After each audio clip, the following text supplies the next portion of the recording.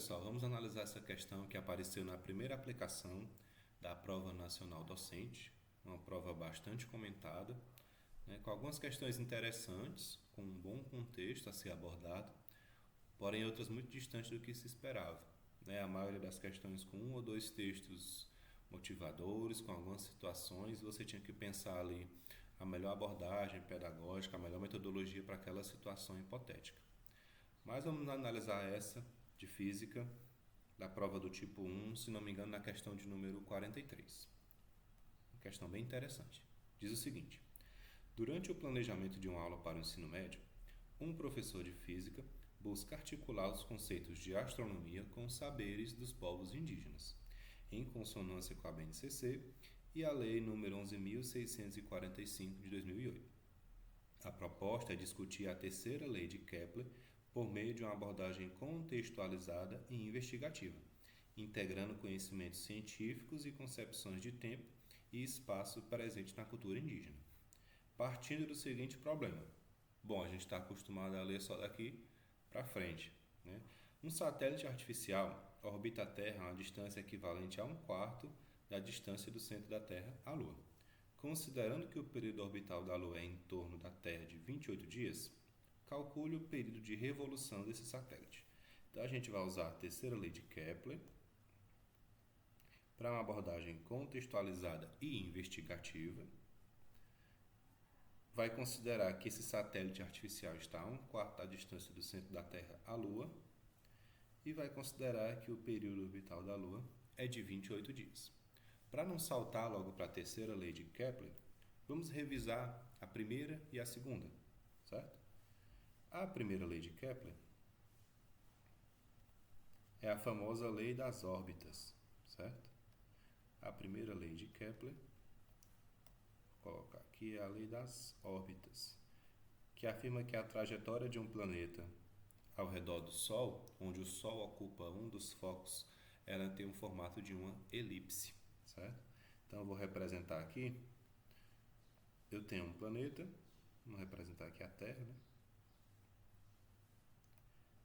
Está aqui uma trajetória ao redor do Sol. E essa trajetória, ela não é circular perfeita, né? Ela forma uma elipse. Vou tentar representar aqui esse desenho. É uma trajetória elíptica. Pronto. Vale lembrar que a velocidade do planeta em diferentes pontos dessa trajetória, ela não é a mesma, tá?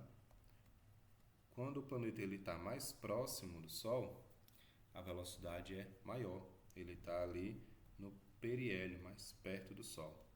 Quando o planeta está mais afastado, no afélio, essa velocidade diminui, certo? Então, relembrando aí, essa foi a primeira lei de Kepler, a lei das órbitas. A segunda lei é a famosa lei das áreas. A segunda lei é a lei das áreas. O que diz a lei das áreas? Eu vou reaproveitar aqui esse desenho. Diz o seguinte: se um planeta, por exemplo, no caso aqui estamos usando a Terra, né? Se você traçar uma linha imaginária entre ele e o Sol, ele vai varrer em um mesmo intervalo de tempo uma mesma área. A gente já viu que essas velocidades elas são diferentes, né? Então, se você imaginar essa linha que liga a Terra ao Sol e calcular essa área aqui, que eu vou chamar de área 1, que foi percorrida em determinado tempo, foi varrida em determinado tempo, se você pegar outros dois pontos da trajetória desse planeta, que foram percorridos no mesmo tempo, essas áreas elas serão iguais, certo? Então, a lei das áreas diz que o planeta ele varre áreas iguais em intervalos de tempos iguais. E a nossa terceira lei, que é o que a gente vai trabalhar para resolver a questão, é a lei dos períodos, né?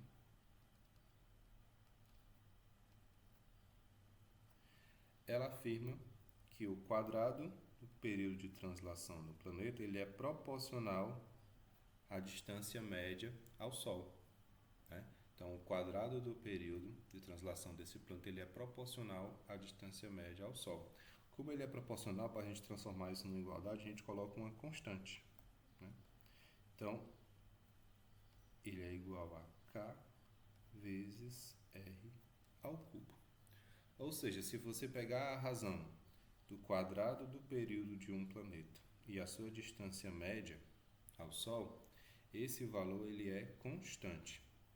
E a gente vai fazer isso para esse satélite. E se esse valor é constante, a gente pode comparar essa mesma razão com a Lua, certo? Já que a questão trouxe informações da gente sobre a Lua, a gente vai comparar essa nossa razão do satélite artificial com o nosso satélite natural, que é a Lua. A questão diz que nós temos aqui a Terra, nós temos um satélite artificial que ele está a 1/4 de distância da Lua, desculpa. Então nós temos aqui a nossa terrinha querida, o nosso satélite e a Lua ali mais distante, certo? Então, vamos analisar essa razão e essa constante que existe nessa terceira lei. O período da Lua ao quadrado sobre essa distância média, a Terra no caso, né, ao cubo, ela tem que ser igual, já que é uma constante, ao período desse satélite ao quadrado pela sua distância, vou chamar aqui de R', né? Vou colocar aqui o R da Lua e o R do satélite, pela sua distância ao cubo, certo? Então a gente vai resolver aqui para encontrar justamente o que a questão quer, que é o período desse satélite. A questão diz que o período da Lua, que a gente considerasse que fosse 28 dias, então vai ser 28 ao quadrado. A questão não forneceu a distância da Lua à Terra, mas forneceu que essa é 1/4 dessa distância, e isso nos ajuda. Como? Vou colocar aqui em função dessa distância da Lua até a Terra. Esse valor é o que eu quero descobrir. E quem é que vai ser a distância do satélite à Terra? É 1/4 desse valor. É 1/4 do valor da distância da Lua à Terra. Isso vai facilitar as nossas contas. Então, esse valor, quando eu elevo ao cubo, fica o seguinte: 28 ao quadrado sobre a distância da Lua à Terra ao cubo vai ser igual a esse período que eu quero encontrar, esse valor ao cubo e o 4 ao cubo. Então, vai ser a distância da Lua à Terra ao cubo e 4 ao cubo, 64. Esse valorzinho, ele está dividindo, ele vai passar multiplicando. Reorganizando, vou ficar com que o período desse satélite ao quadrado vai ser igual a 28 ao quadrado dividido por 64, certo? Esse valor ele vai subir e depois ele vem para cá. E o R ao cubo? O R ao cubo eu posso cortar de um lado e do outro, certo? É por isso que a questão não precisou fornecer.